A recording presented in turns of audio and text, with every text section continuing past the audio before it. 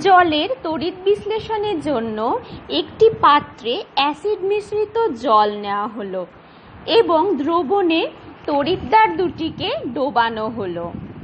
আমরা জানি ব্যাটারির পজিটিভ প্রান্তের সঙ্গে যুক্ত তড়িৎদ্বারকে অ্যানোড ও নেগেটিভ প্রান্তের সঙ্গে যুক্ত তড়িৎদ্বারকে ক্যাথোড বলা হয়।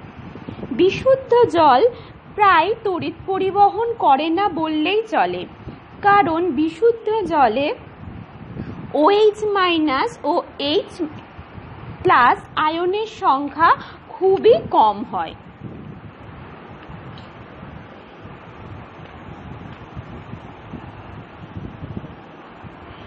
এখন সালফিউরিক অ্যাসিড, সোডিয়াম হাইড্রক্সাইড ইত্যাদি যোগ করলে জলে OH- ও হাইড্রোজেন প্লাস আয়নের সংখ্যা বৃদ্ধি পায়।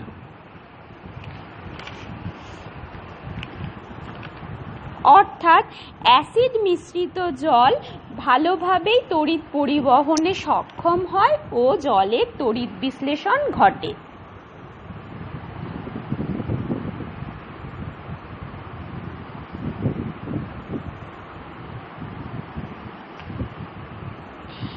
এইভাবে জলের তড়িৎ বিশ্লেষণ ঘটালে ক্যাথোড ও অ্যানোডের গায়ে বুদবুদ আকারে গ্যাস উৎপন্ন হয়। ভোল্টামিটারের সাহায্যে গ্যাস দুটিকে সংগ্রহ করা যেতে পারে। গ্যাস দুটিকে সংগ্রহ করে পরীক্ষা করলে দেখা যাবে যে ক্যাথোডে উৎপন্ন গ্যাসটি হলো হাইড্রোজেন এবং অ্যানোডে উৎপন্ন গ্যাসটি হলো অক্সিজেন।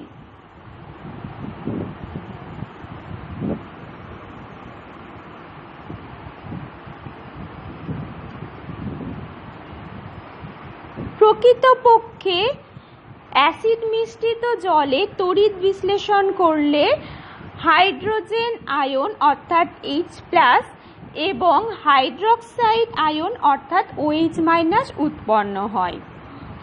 এই আয়ন দুটি বিপরীতধর্মী ইলেকট্রোড দ্বারা আকৃষ্ট হয়, অর্থাৎ OH- আয়ন বা অ্যানায়নগুলি অ্যানোডের দিকে আকৃষ্ট হয় এবং H+ আয়ন অর্থাৎ ক্যাটায়নগুলি ক্যাথোডের দিকে আকৃষ্ট হয়।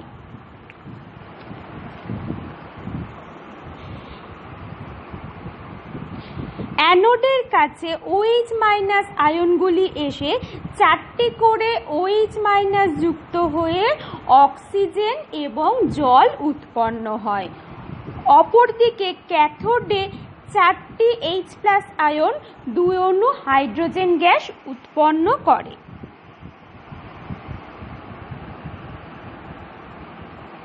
অর্থাৎ ক্যাথোডে আমরা হাইড্রোজেন গ্যাস এবং অ্যানোডে অক্সিজেন গ্যাস পাই।